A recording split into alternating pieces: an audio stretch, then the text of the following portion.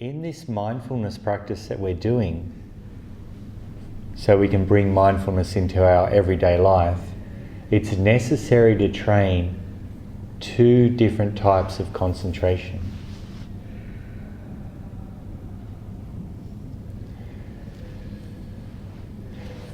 That practice that we just did then, we were developing a fixed concentration.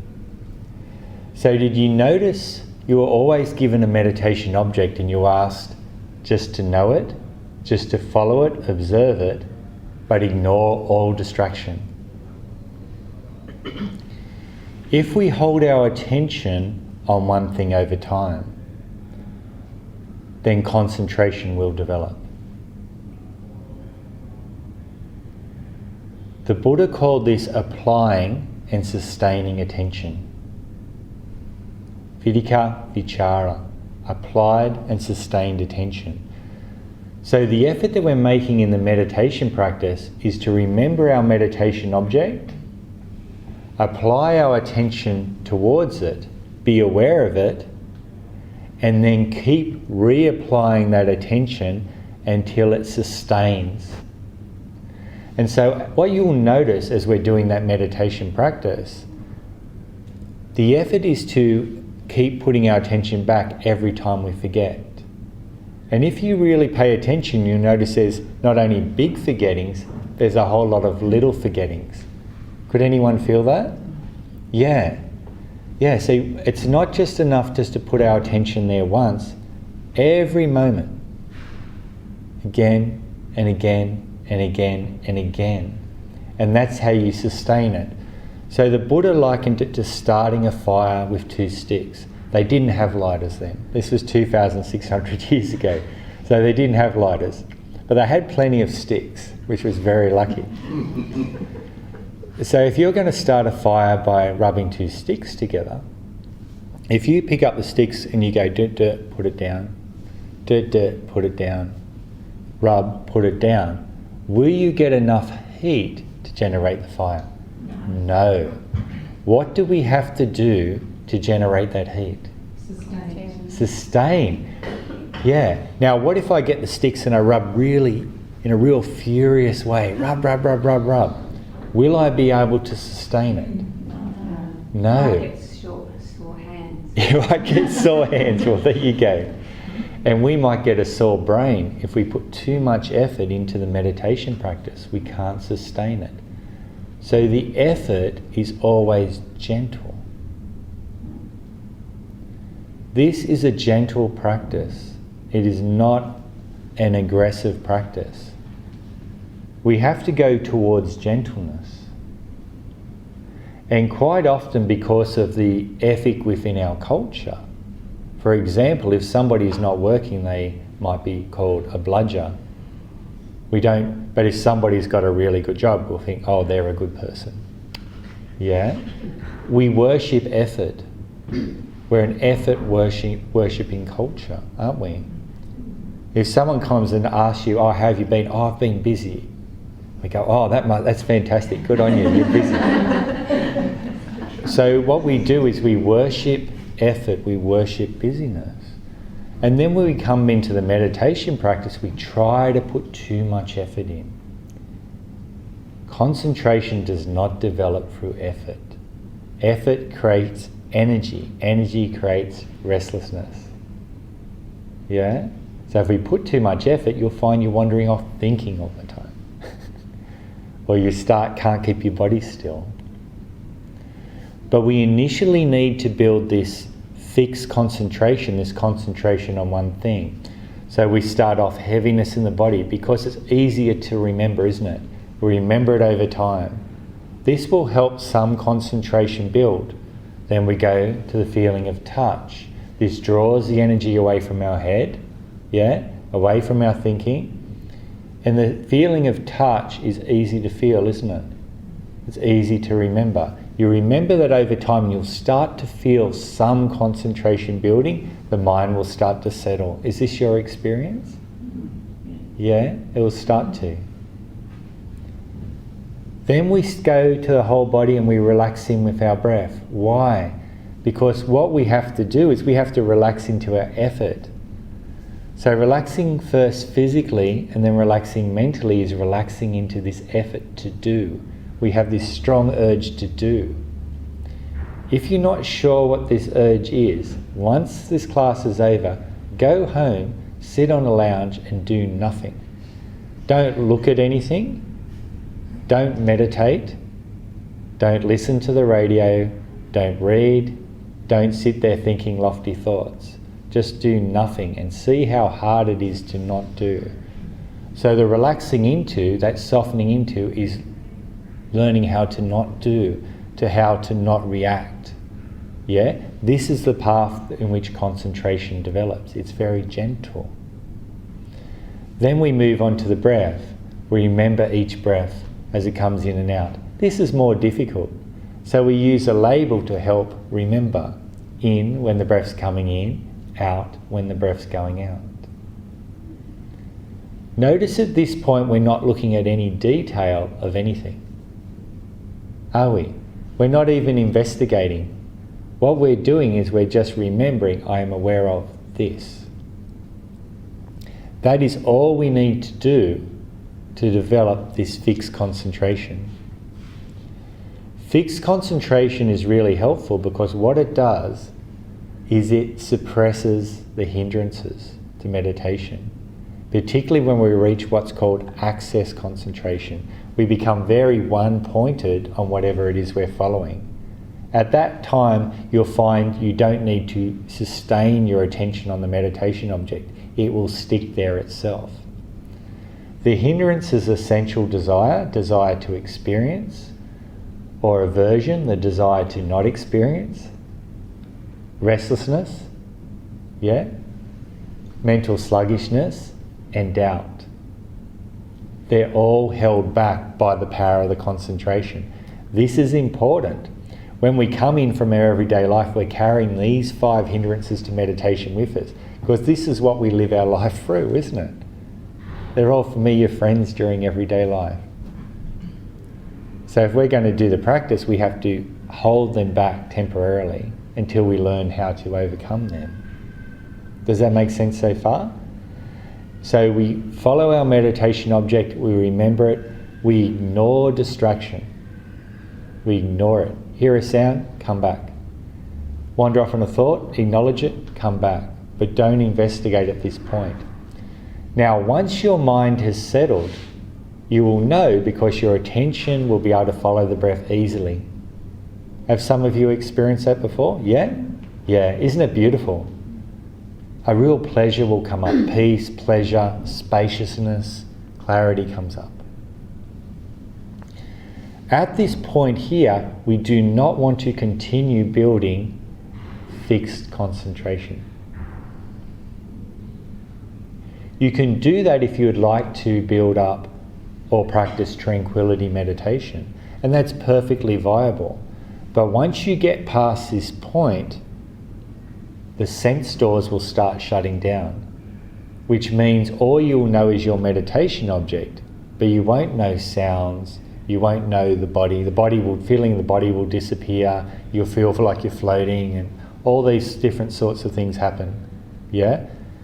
So what that means, if these sense doors shut down, you cannot investigate our experience of the world, or the sense doors in regards to the world. Does that make sense? So we can't experience how we're relating to what we hear, what we think, smell, taste, feel for our body. We can't investigate that if we can't experience it. So we want just enough concentration so that the hindrances are suppressed, but not so much concentration that what we're experiencing becomes very, very narrow. Yeah, does that make sense? So that's the point that we actually change the type of concentration that we're developing. So what you're saying is then we shouldn't practice breath, focusing on the breath concentration. We can if we want to develop tranquility, but we can't if we want to develop insight or wisdom. So what we do at this point is we change the way we watch the breath. At this point here, instead of just knowing each breath as it comes in and out, what we do is we pay attention to the sensations in the breath. We spoke about this the other week. At the beginning of the in-breath, you feel coolness and then a pressure, then feel movement, and then an expanding feeling. Yeah? Separate sensations all through the breath. Even in that expanding feeling, from the beginning of the expanding to the end, it's a completely different experience all the way through. So you watch your breath. Breathe in. Notice even in the expanding, it's not just expanding, it's a whole lot of little experiences. If you're really paying attention, there'll be lots of little experiences coming and going. Then when you breathe out, you feel a falling feeling as the abdomen goes down. That is a whole lot of little events too. Movement and then warmth. So each in-breath and each out-breath contains little separate sensations that are associated with a different stage of that breath. Your task then is to know those separate sensations. If you do that, suddenly what you're focusing on is change, anicca. Anicca. Yeah, a change, right? You're watching impermanence change. Before we were just knowing the breath coming in and out, we're not really seeing change. But now we're seeing change. Change will develop a different type of concentration, right? It will develop Khanika Samadhi, which translates as momentary concentration.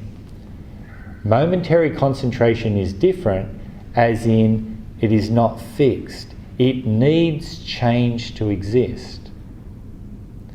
Momentary concentration still develops to genic level. It still develops to a very deep level. But what it does is it takes different objects continuously. So that means it becomes flexible. It can move. When Khanika Samadhi, when momentary concentration is present, the sense doors don't shut down.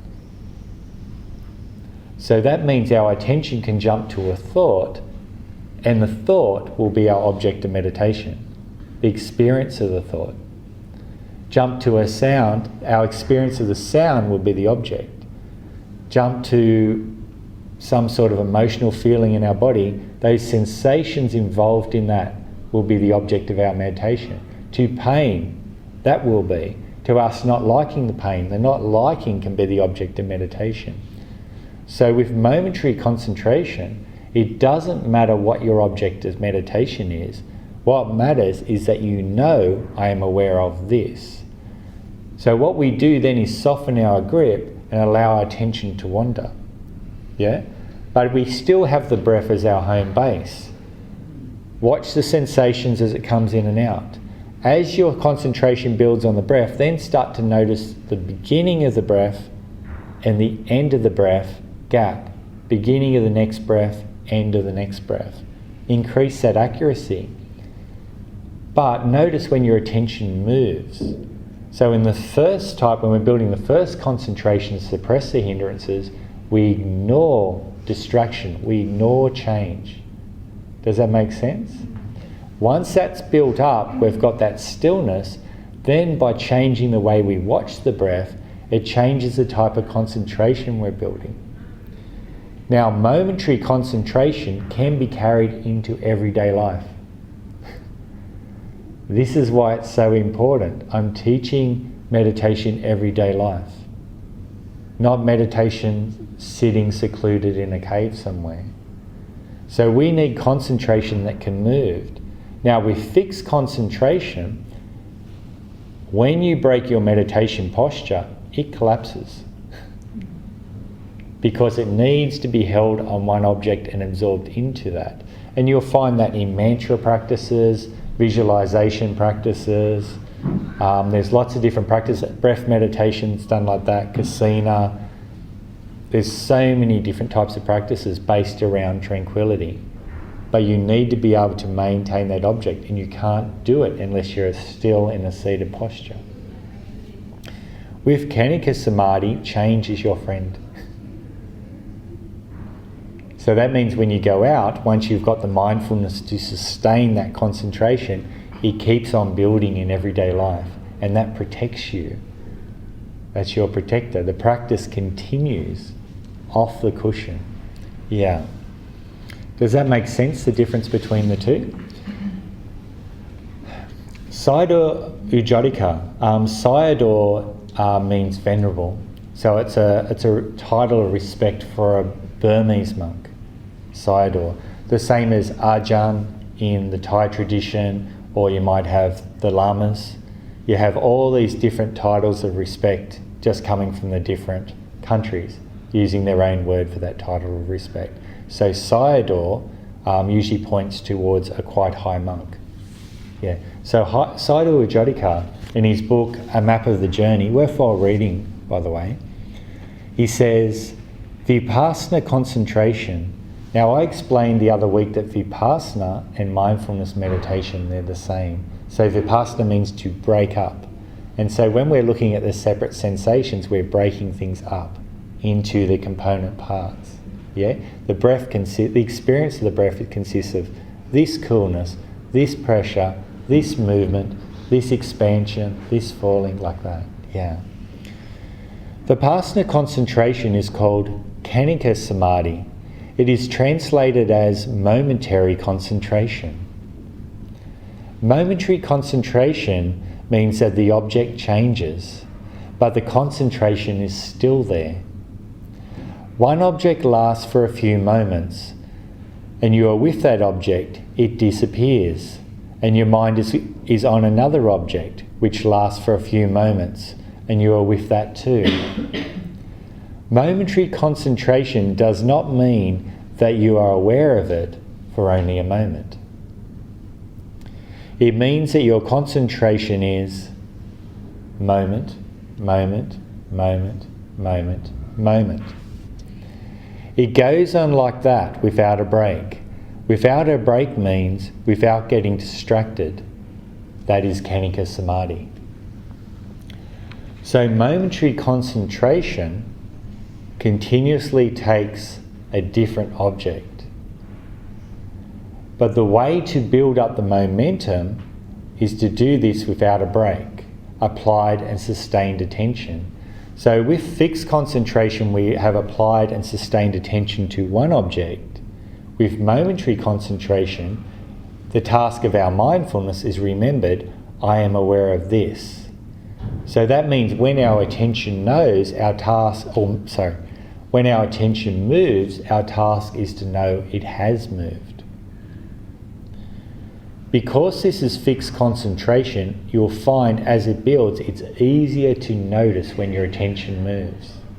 Did I say fixed or momentary? Momentary. When it's fixed concentration and you forget the breath, it's harder to notice that you've forgotten it. It's harder to notice. And you won't notice the movement. You might suddenly, I'm off in a thought. Goodbye thought, back to the breath. But with momentary concentration, you'll be watching the breath, and when your attention moves to the thought, you will actually notice it move. Now, a number of you said to me the other week, when I got you to sit down and listen to sounds, you said you could notice your attention bouncing to the sound and bounce back. It was like a jolt. Dum, dum. That's momentary concentration. Because you had this Khanika Samadhi, this momentary concentration build up, you could actually be aware of the movement of your mind. This is the key to the practice. We want to be able to watch our attention move. Not just know, I was lost in a thought. Watch the actual action between following the breath and actually feel the mind move to the thought, move to the emotion, move to the feeling, move to the sound. When we do this and we're in everyday life, we actually will start to notice our habitual patterns before we react on them. We will notice that first feeling of pleasantness or that first feeling of unpleasantness that comes up in us from some sort of sense contact. We notice that very moment. Where normally what we do is we're actually seeing through the story and reacting on that feeling, but not seeing the feeling. We're blaming something outside of ourselves for that. Yeah? But this feeling, this pleasantness or unpleasantness that's triggered up within us that makes us move, the Vedana, right? If we can pick that up, if we have the sharpness of our concentration, the strength of our mindfulness, we can feel the moment that's triggered, we can actually soften into that, relax into that. And the responsive factor of that, that means this power of that to actually make us move, to react, is broken, and the whole cycle collapses. The whole cycle collapses. Everything is driven by a base of pleasant or unpleasant. Everything. So this is why it's important to build up Khanika Samadhi, momentary concentration. Just a question on momentary concentration. I assume that it doesn't mean that when the mind goes out to a sound and you're aware of that and then you bring it back to breathing, but you don't actually have to, when the mind realises that it's gone out to something, irrespective of whether it's a thought or sound or whatever else, that you don't have to bring that back to your meditation object, assuming that it's breathing. You can choose to follow that thought, provided that you're momentarily following that thought. And then the effort, I guess, has got to be in, rather than following the thought itself, the story of the thought, but then try to keep that concentration on what is actually driving that thought, the emotion or the feeling or the thing behind that thought, providing you're aware of that, and then you can come back, if you choose, to whatever else or to another thought. Is that the process? Yes. The process is that you're aware of the movement of the mind. Awareness isn't just of this. Awareness is like our eyesight. So with our eyesight, you're sitting here now. You can see me, but you can also see the room around the outside of me. Yeah? When you're doing, with momentary concentration, that peripheral sight does not disappear. With fixed concentration, the peripheral sight disappears, becomes more narrow. So when you're doing this practice, the mindfulness practice, and you've got momentary concentration, you might be aware of the breath as it comes in and out. But you can also know there are sounds. You could also know there's chattering thoughts in the background. You might know the sensations in your body. Yeah? You might know feelings as they come up.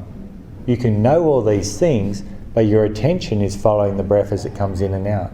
That's the centre of your awareness.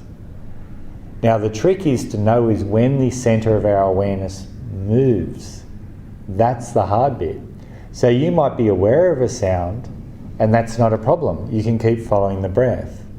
But if you suddenly find you're following the breath and you're feeling agitated, restless, irritated, it's because the centre of your attention is now sitting on the sound, but you didn't notice it move. So you're trying to hang on to the breath for dear life. This is what I'm meant to be doing. But the centre of my attention is sitting on the sound. So there's a divide between where the centre of the attention is sitting and what you're actually aware of. Yeah? What you'll find, if you really look, the sound will be more clear to you than the breath at this stage. So what you do then, if you notice the centre of your attention is moved, you place your attention on where it is most clear, and then you notice and watch your relationship to that. When it no longer draws your attention, you come back to your home base, which is the breath and the body. Keep with that. Another example might be you'll be watching the breath, and you're starting to notice that the breath is starting to fade out. It's not that clear. And then you really pay attention, you might notice there's actually commentary going on in the background. This commentary, this discussing about what's happening in the breath, is where the centre of your attention is now shifted to. Your task then is to place your attention squarely on that thought, see what it feels like. See what that thought feels like, yeah? Stay on that thought, feel it, investigate it. Not what the thought's about, what's driving that thought. Yeah? And then when you see that, when you understand that, the thought will disappear, come back to the breath. So this is the dance. A classic one, I'll just wind this up, a classic one is in intensive meditation practice. If you do long periods of sitting, you feel pain. It's part of the path. It's not like you become more and more comfortable. You actually become less and less comfortable. Unless you do really deep tranquility meditation so you can no longer feel your body, if your body doesn't move, it feels pain. That's why we roll all night, because our body keeps getting painful. That's why we're always moving. Yeah? We always have to move. A classic one then is you'll get what's called Dharma pain or meditation pain, and it's from the body just staying still. Or the pain will start to build up in your body. Say you've got pain in your knee. You're sitting there, you're watching the breath, and the pain is getting stronger. So, okay, my attention is shifted to that pain in my knee. You place your attention on that and start pulling it apart. Oh, sharpness, hardness, tightness. Oh, this is really good. I'm getting a lot of concentration. These sensations are easy to build. You can sit in it and it's fantastic. You sit with these sensations. And it's like, wow, because concentration builds up really strong on painful sensations because you can't take your attention off them. It's true. It's true. One Sayadaw says pain is the doorway to Nibbana, right? Because you can't take your attention on it. It's not, no, I don't advise you to do that. I think it's not a good path, but that's what he says. And it's because it builds up that concentration. So you're watching those sensations, you're pulling it apart, everything's going well, concentration's building, fantastic. You can be aware of it. Oh, look, pain's nothing. It's just these changing sensations. And then suddenly it's like, oh, I can't stand this anymore. And then suddenly you moved. What happened? The center of your attention moved and you didn't notice it. You were watching the sensations, but you didn't notice the aversion, the dislike of those sensations building in the background. And so suddenly they build up and then it made you move. It's like, and you'll see meditators, their leg goes out in front and they start shaking their leg. But what they didn't notice was the aversion building up in the background. So it's quite tricky to notice when our attention moves. But as this momentary concentration and the mindfulness picks up, you'll notice the moment it moves. Then if you notice that aversion, bang, you place your attention squarely on it, investigate it, soften into it, it dissolves and you can actually go back to the sensations and don't have to move. This is how the practice works. So awareness, when we're doing this practice, is not just this. We're aware of this generally, but we're absorbed into this. But that attention can move all over the place. So your task is to know when it does move. Did that answer the question? Yeah. Fantastic.